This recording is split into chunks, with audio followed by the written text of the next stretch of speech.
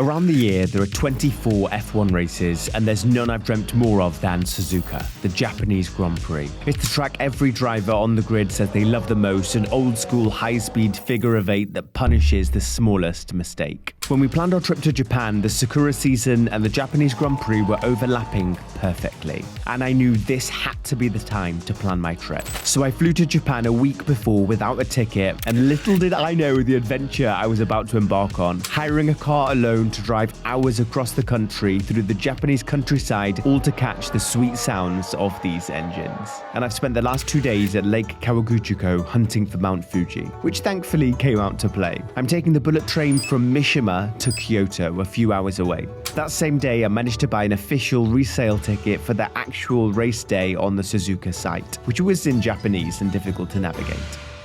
Now, Kyoto seems like an odd choice because it's 100 kilometers away, an hour's drive away from the actual Suzuka F1 circuit, and the city of Nagoya is actually much closer. But planning this all so last minute, all of the accommodation in Nagoya is booked out, so it looks like we're heading to Kyoto. Good morning from Kyoto. It is 6:30 a.m. Last night I took a bullet train to Kyoto and stayed in a capsule hotel. Definitely feels a bit like a coffin. It is so small.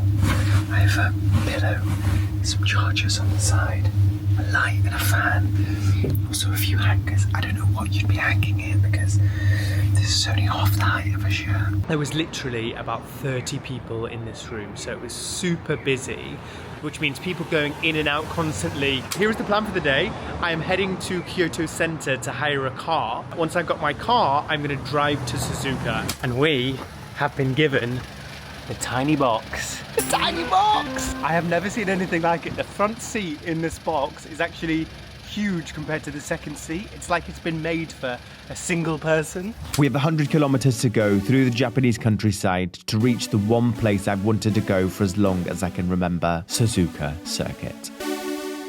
Driven a little bit outside of the city now, and now I'm going to buy some food and snacks for the journey. No other place in Japan than 7-Eleven. This is my staple 7-Eleven pickup. Some jelly vitamins, acai frozen smoothie, matcha chocolate, and a frozen ice cup for iced coffee. My acai is blended.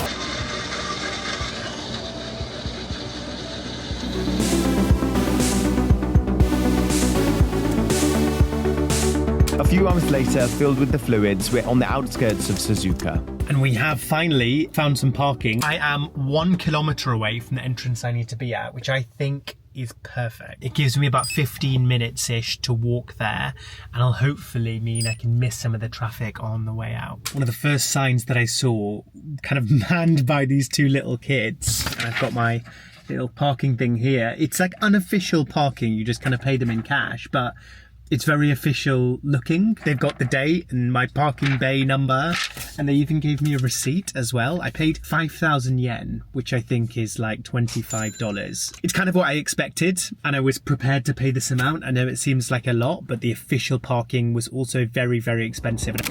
That way. Spoon gate. Turn right at the traffic light. A left? Signal right. And then signal right. Okay, perfect. Arigatou gozaimasu. I'm now walking up to the Spoon Gate, and even on this route, to be fair, there are lots of unofficial parking places. You could have parked pretty much anywhere. Arriving at the Spoon Gate, it's the smoothest entrance inside. A short walk and bag check, and you're in. I cannot believe how easy that was. I just bought a resale ticket, had the QR code, they scanned my QR code, and then that's it. Arigatou gozaimasu. It's hot, and I get my first glimpse of the track. Behind me is the unreserved section. You can see how early people have got here. It is 9:50 in the morning. So like 4 hours before race time, and it is already absolutely packed. But it's Japan, so of course it's orderly. The corners are the most exciting parts to sit at on an F1 track, and this U-bend just looks epic. The thing you don't realize when you watch F1 at home is just how big these circuits are. So to get from the entrance to my areas, which are all the way in stand G, is an absolute trek. There's a main fan zone and also smaller ones scattered across the track with food options like yakisoba. This is the fan zone that is closest to me. I am now deciding what to eat.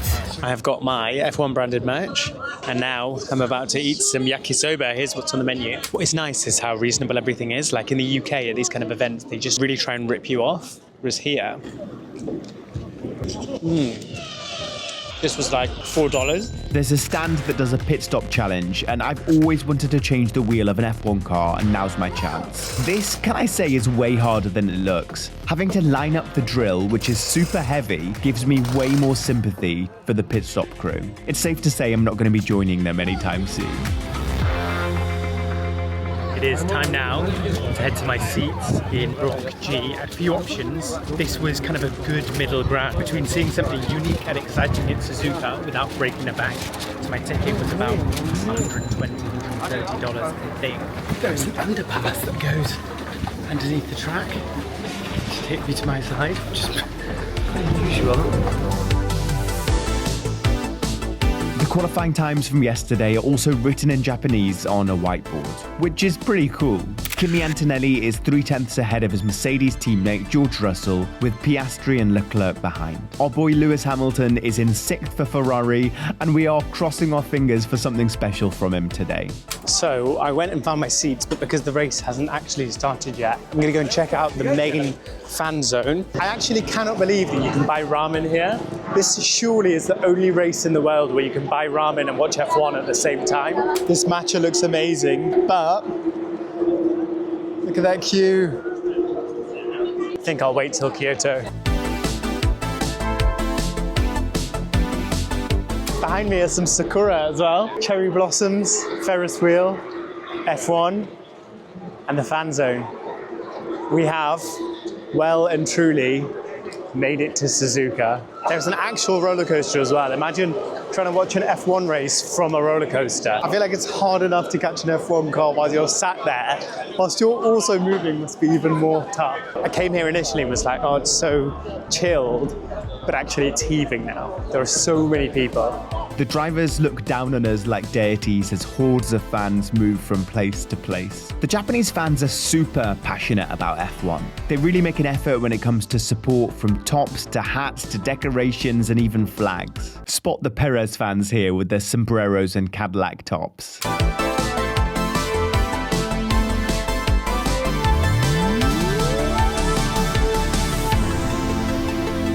Heading back to the seat now to get seated for the driver's parade. This is where my snacks from 7-Eleven earlier come in clutch. I think soon the drivers are going to come out. Each driver does a lap of the circuit, standing up through the roof of a truck, waving to every stand as their name booms out over the PA, with our guy Lewis spotted in red.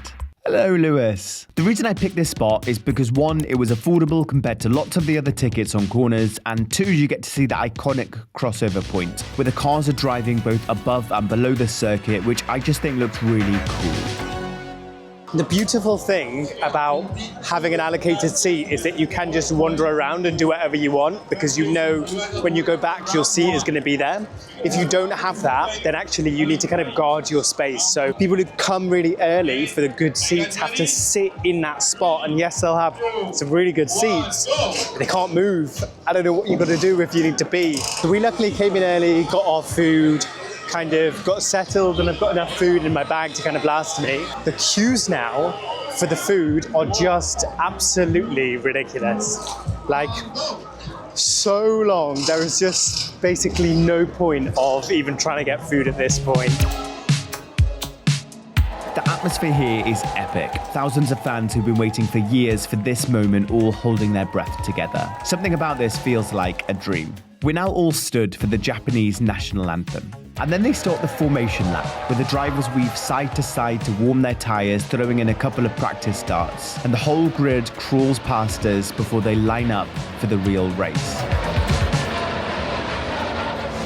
And we are racing, with Kimi Antonelli starting on pole but fluffing the start, dropping all the way down to 6th as Piastri seems to take the lead. Game on in Japan! It's Piastri, Leclerc and Norris. The sound of actual F1 cars is deafening. My camera has noise cancellation on, but this is the actual sound of the F1 cars flying around the circuit.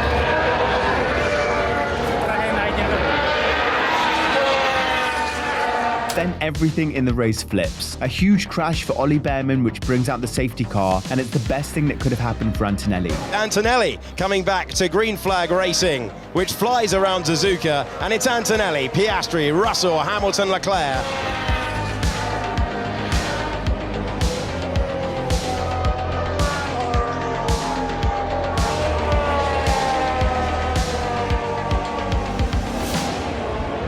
When you're watching F1 in person, you can only see your part of the track, but there's a screen showing other parts of the track, overtakes, and the in-ear radio is giving me commentary about what's happening at other parts of the grid, and also the ins and outs of the drivers.